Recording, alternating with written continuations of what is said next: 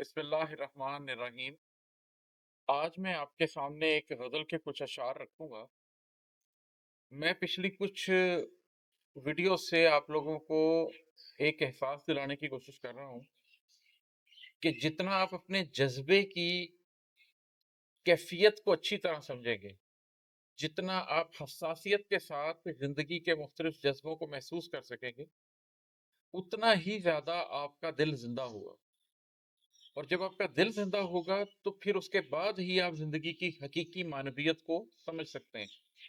اگر آپ زندگی میں آنے والے عمومی جذبوں کو نہیں سمجھ پا رہے تو پھر اس بات کا کوئی خاص امکان نہیں ہے کہ آپ کسی خاص جذبے کی پرورش کر سکیں گے اپنی ذات کے اندر، یا کسی روحانی جذبے کو محسوس کر سکیں گے۔ تو یہ پوری غزل تو آپ کو نہیں سنا رہا، لیکن اس کے کچھ اشعار سناتا ہوں جس سے آپ کو اندازہ ہوتا ہے کہ بالکل ایک عام سطح پر جب آپ نے اپنی زندگی کے سفر میں کوئی بڑا مقصد نہ بھی بنایا ہو تو جذبے کس طریقے سے آپ کو شدت کے ساتھ محسوس ہو سکتے ہیں۔ وہ میرے ساتھ دنیا جی رہا تھا، وہ میرے ساتھ دنیا جی رہا تھا، میں اس کے ساتھ تنہا جی رہا تھا۔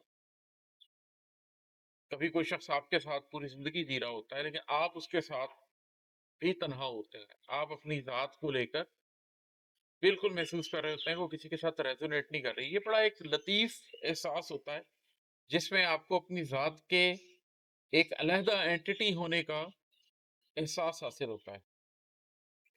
ابھی لہجہ بلہجہ مر رہا ہوں، ابھی لہجہ بلہجہ مر رہا ہوں، کبھی لمحہ بلمحہ جی رہا تھا۔ یہ تو خاص طور پر مجھے احساس ہوتا ہے کہ جب آپ کوئی زندگی میں کوئی ایسا کام کر رہے ہوں جو آپ کے قلب کے بہت قریب ہو، تو پھر آپ لمحہ بلمحہ محسوس کرتے ہیں کہ میں جی رہا ہوں۔ اور جب آپ کی زندگی سے وہ مقصدیت چلی جائے، وہ چاہے کسی نظریے کی صورت میں ہو، کسی انسان کی صورت میں ہو، کسی واقعے کی صورت میں، تو پھر لمحہ بلمحہ آپ مر رہے ہوتے ہیں۔ لمحہ بلمحہ آپ کی زندگی سے بند مٹھی سے صرف ریت گر رہی ہوتی ہے، آپ کچھ حاصل نہیں کر پا رہے ہوتے ہیں۔ مکانوں کی چھتیں اوندھی پڑی تھیں، کھڑا تھا ایک خیمہ، جی رہا تھا۔ یہ بھی اگر میٹافوریکلی دیکھیں تو ایک احساس ہے کہ بڑے بڑے مضبوط لوگ وہ گر جاتے ہیں، لیکن بڑے بڑے کمزور لوگ وہ کھڑے رہتے ہیں اپنی اس ایک آئیڈینٹی کی وجہ سے۔ اونچی اونچی عمارتیں گر جاتی ہیں لیکن ایک خیمہ کھڑا رہتا ہے۔ اگر آپ کسی جذبے میں، کسی سوچ میں محکم ہو تو پھر آپ کمزور بھی ہوں تو آپ مضبوطی سے کھڑے رہ سکتے ہیں۔ وہ جذبہ جو بدن سے ماورا ہے، وہ جذبہ جو بدن سے ماورا ہے، وہ جذبہ ناشتا تھا، جی رہا تھا۔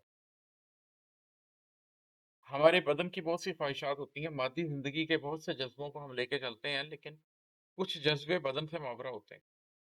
محبت کے کچھ جذبے، اچیومنٹ کے کچھ جذبے، اور پھر اگر آپ کا قلب زندہ ہو جائے تو کچھ روحانی جذبے، وہ آپ کے جسم سے ماورا ہوتے ہیں اور وہ زندہ رہتے ہیں۔ آپ تندرستی کی حالت میں ہو یا آپ بیماری کی حالت میں، آپ مضبوطی کی حالت میں ہو یا آپ کمزوری کی حالت میں، وہ جذبہ آپ کے اندر شدت سے زندہ رہتا ہے، اور وہی جذبہ آپ کی حقیقی شخصیت کو اجاگر کرتا ہے۔ آپ کی حقیقی شخصیت کو اس کے اندر ہی پنپتی ہے۔ نہایت تیز آندھی میں وہ تنہا کھڑا تھا اور کیسا جی رہا تھا۔ یہ بھی وہی شعر ہے جو میں ابھی پیچھے خیمے کے حوالے سے کر رہا ہوں، کہ تیز آندھیوں میں بھی آپ تنہا کھڑے رہ سکتے ہیں، جی سکتے ہیں، بشرطے کہ آپ کے پاس کوئی کنوکشن ہو، بشرطے کہ آپ کے پاس کوئی نہ کوئی ایسی چیز ہو جو آپ کو وہ طاقت دیتی ہو کہ آپ کمزوری میں کھڑے رہ سکیں۔ یہ جو اس طرح کی غزلیں ہیں، یہ اس لحاظ سے بہت زیادہ اہم ہیں کہ یہ کسی بھی شخص کو یہ احساس دلاتی ہیں کہ اس کے اندر موجود جو جذبے ہیں، جو زندگی کے غم دوراں کے ساتھ یا غم جانا کے ساتھ اس کو مل رہے ہیں، ان جذبوں سے یہ احساس ہوتا ہے کہ وہ شخص زندگی کی معنویت سمجھ سکتا ہے، اور جو شخص گزرتے لمحوں کی معنویت سمجھنے کے قابل ہو جاتا ہے، جو شخص اس احساس سے گزرنے لگ جاتا ہے کہ وہ ایک گوشت پوست کا انسان ہے، آج ہے کل نہیں رہے گا، وہ کوئی بڑا مقصد حاصل کر سکتا ہے۔